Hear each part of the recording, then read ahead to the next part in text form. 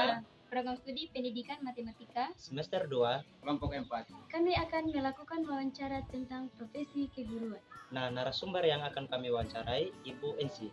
Beliau adalah seorang guru di SMPK Santo Paulus Karuni. Kami beranggota 4 orang. Nama lengkap saya Stefanus Mario Song Ate, NIM 83822103016. Nama lengkap saya Marlinda Baju, NIM 83822103017. Perkenalkan, nama lengkap saya Ida Kumroda, NIM 83822103014. Perkenalkan, nama saya Andreas Bibi, NIM 83822103018. Sekarang kami akan pergi mewawancarai beliau. Oke, kita let's go. Let's go.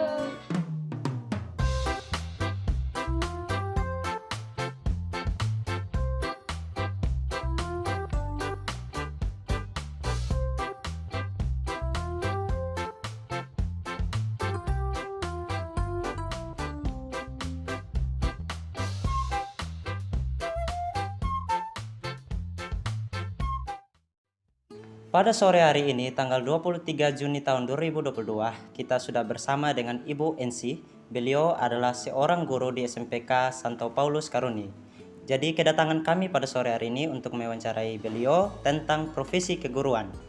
Jadi beliau sudah bersedia untuk kami wawancarai. Mungkin sebelumnya kita perkenalan dulu dengan Ibu Ensi. Mungkin Ibu bisa sampaikan nama lengkap dan juga mata pelajaran apa yang dibawakan. Silakan Ibu. Ya, baik, terima kasih. Nama lengkap saya Emerencia Gaina SPD GR. Karena saya sudah sertifikasi maka ada GR di belakangnya. Kemudian panggilan Ibu Ensi. Di SMP sini saya mengajar bahasa Inggris di SMPK Santo Paulus kelas 1 dan kelas 3. Gitu. Oke. Baik, terima kasih Ibu.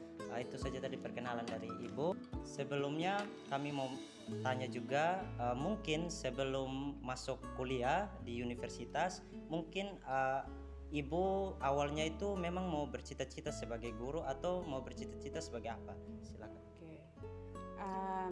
Menarik pertanyaannya. Memang dari kecil itu cita-cita saya menjadi guru. Selain latar belakang berasal dari keluarga guru, mama saya itu guru SD, bapak saya itu guru bahasa Inggris SMP. Jadi waktu kecil masih kelas 1, saya tergolong yang cepat untuk membaca. Kemudian guru waktu itu suruh saya membaca. Kemudian keluar bermainnya saya disuruh untuk peer teaching, mengajar teman, mengajar biasa saja A, B, C seperti itu. Kemudian suruh mereka membaca. Ternyata mereka pintar, mereka bisa begitu. Dari situ sudah timbul keinginan, oh ternyata menjadi guru asik seperti itu. Kemudian setelah banyak yang tahu saya bisa mengajar teman kelas, ternyata tetangga-tetangga saya, saudara-saudara saya yang anak-anaknya mereka itu tidak tahu baca, ketika liburan mereka ke rumah berbekal kapur yang saya minta di bapak saya kebetulan guru, kemudian pakai triplet itu saya ajar mereka membaca. Ternyata mereka juga bisa membaca. Jadi dari situ timbul keinginan, oh ternyata ketika kita lihat orang lain membaca bisa berhasil, kemudian orang tua mereka senang, ada kesenangan tersendiri. Dari situ sudah dari kecil saya menjadi guru seperti itu. Oke, baik. Menarik sekali teman-teman. Jadi awalnya berawal dari ketertarikan, kesukaan jadi mengajar itu ternyata asik, ada manfaat dari mengajar. Mungkin dalam pengalamannya sebelum menjadi seorang guru sudah menjalani berbagai proses dan langkah-langkah, tentunya dari studi dulu. Nah, mungkin bagaimana pengalaman studi Ibu sebelum menjadi seorang guru? Silakan. Iya. Saya tamat SMA itu tidak langsung kuliah, saya masih kerja. Setelah bekerja beberapa tahun, kemudian baru saya melanjutkan studi di Universitas Kristen Atmawacana Kupang. Di situ saya mengambil jurusan bahasa Inggris. Kebetulan bapak saya adalah guru bahasa Inggris, jadi pengen ganti bapak seperti itu. Selama studi, karena mungkin saya yang paling dewasa di situ, saya tidak dari segi psikologinya saya sendiri sudah dewasa. Puji Tuhan semester 1 itu nilai saya A semua. Saya mendapat nilai 4,00. Kemudian terus naik semester 2, 3 tidak ada hambatan. Kebetulan memang saya anaknya tekun. semester 4, kemudian naik terus sampai semester 8. Di situ yang agak susah karena saya mendapat dosen saya yang dosen pembimbing saya yang pergi kuliah ke luar negeri. Disitulah tantangan saya. Skripsi saya harus mandek sampai selama 2 tahun. Itu yang bikin saya sedih. Jadi buat adik-adik semangat ya, buat kalian semangat. 2 tahun saya skripsi itu dengan air mata dan segala macam, dengan doa akhirnya bisa juga. Mandeknya bukan karena kita tapi karena dosen. Seperti itu. Dosennya karena kuliah di luar negeri, dia tidak saya konsul, dia tidak pernah, mungkin karena sibuk ya, tidak pernah balas dan apa segala macam. Baik, terima kasih Ibu. Jadi sungguh luar biasa perjalanan studi dari Ibu NC. Ada berbagai macam tantangan, tetapi karena niat, kesungguhan, Ibu NC tetap tidak pantang menyerah, selalu semangat untuk meraih cita-citanya. Hingga pada saat ini terbukti bahwa Ibu NC menjadi seorang guru. Nah, ini kita patut contohi bagi kita sebagai calon seorang guru. Dalam menjalani karir sebagai seorang guru, tentunya untuk mengasah skill, kemampuan mengajar, tentunya itu selalu harus diasah, harus ada ikut pelatihan, seminar. Mungkin dalam pengalamannya Ibu, mungkin pernah ikut pelatihan-pelatihan PPG atau pelatihan lainnya untuk mengasah kemampuan Ibu. Oke, baik. Kalau pengalaman saya selama saya 6 tahun menjadi guru, ada beberapa pelatihan atau seminar supaya kita menjadi guru yang profesional.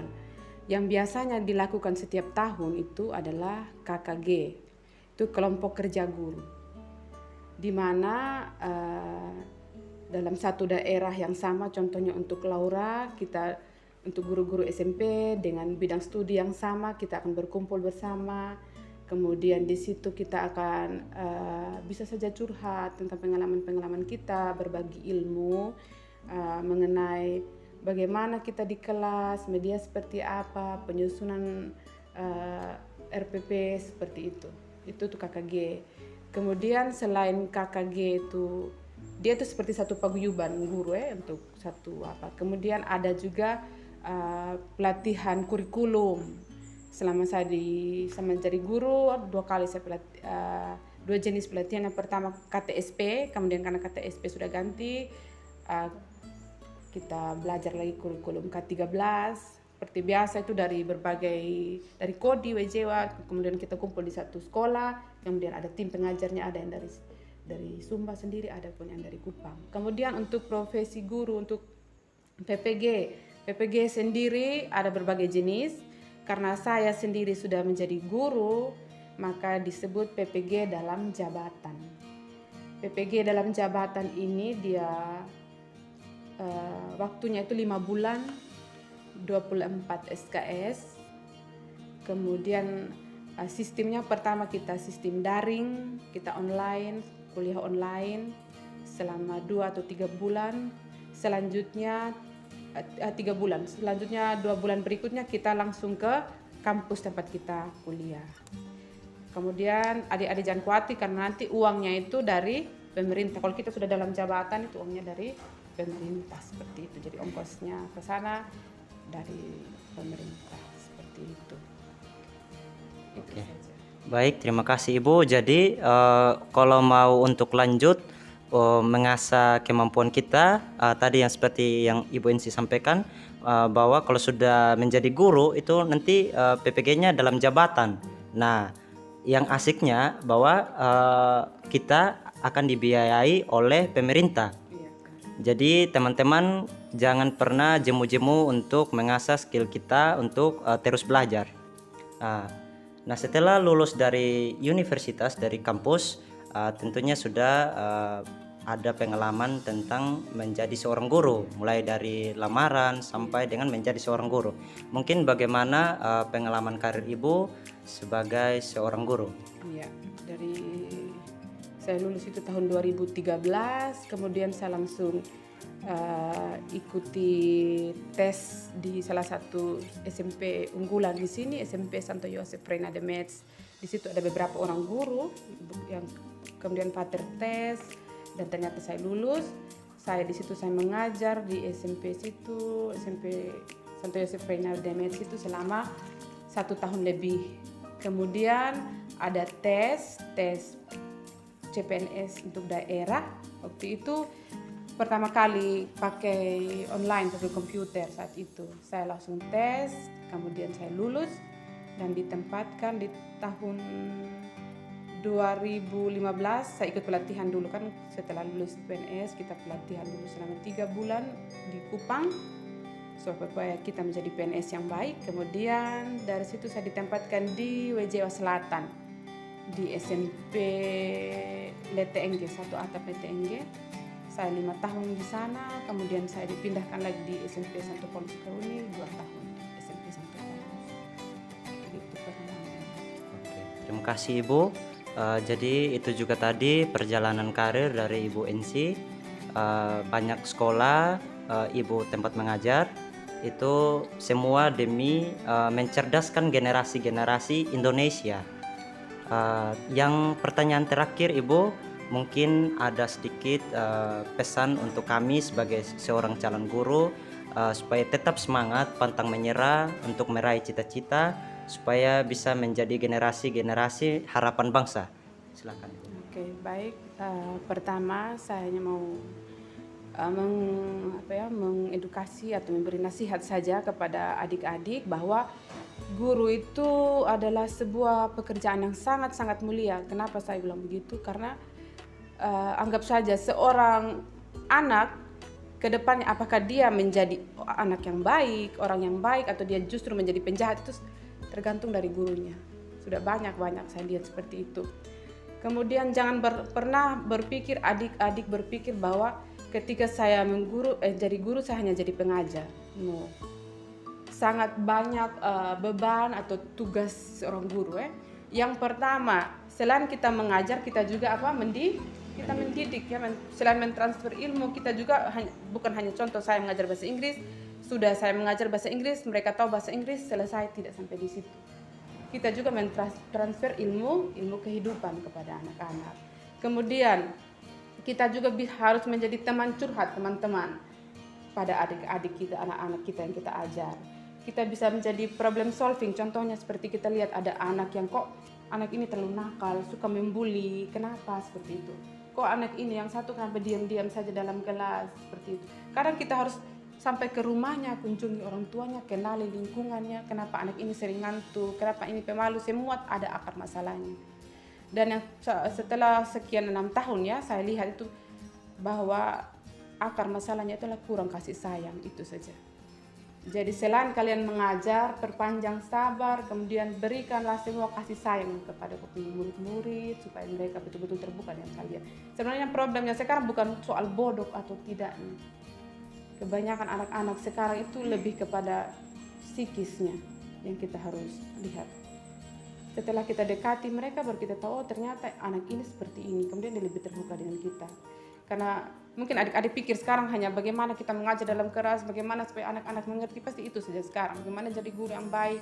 Padahal sebenarnya lebih tepatnya kita tempatkan diri kadang sebagai teman curhat, sebagai orang tua, kadang kita sebagai kakak, adik seperti mereka, untuk mereka seperti itu saja buat saya sih. Ya, baik, terima kasih atas pesan Ibu. Jadi untuk kita semua teman-teman, teruslah untuk berjuang, kita selalu belajar. Ada pepatah mengatakan bahwa belajar itu seumur hidup. Belajar itu sepanjang hayat. Jadi kalau kita mau mengupgrade kemampuan kita sebagai seorang guru, maka kita harus banyak berlatih, banyak mengikuti bimbingan-bimbingan. Jadi dengan kita bertanya terhadap guru-guru senior, itu kita mendapatkan pengalaman dan mendapatkan inspirasi. Jadi mungkin itu saja wawancara kita pada sore hari ini. Terima kasih untuk Ibu NC yang sudah bersedia memberikan waktu, tenaga dan pikirannya untuk kami bisa wawancarai. Mungkin itu saja, sekian dari wawancara kami. Terima kasih.